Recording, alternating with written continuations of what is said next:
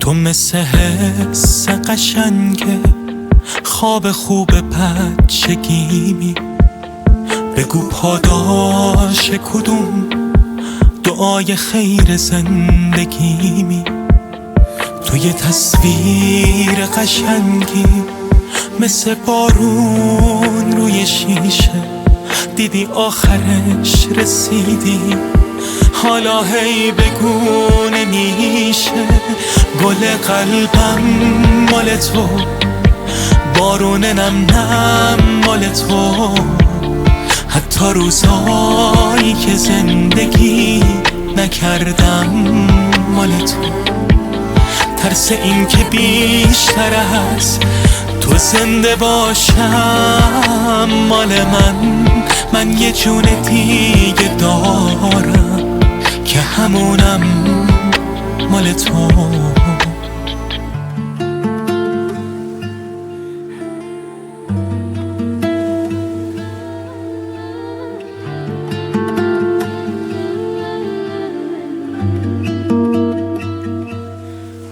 من برعکس چیزی که نشون میدم، از بس که از آدم و بد دیدم، هر لحظه دلم لرزیده ترسیدم. به مون و اشکه رو گونم و پاکش کن، بگو گذشته رو خاکش کن. به خاطرش نه قضاوتم کن و نه سرزنش کن.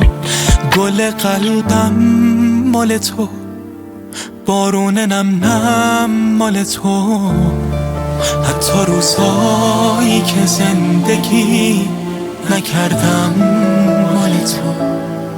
ترس این که بیشتر از تو زنده باشم مال من یه جون دیگه دارم که همونم مال تو.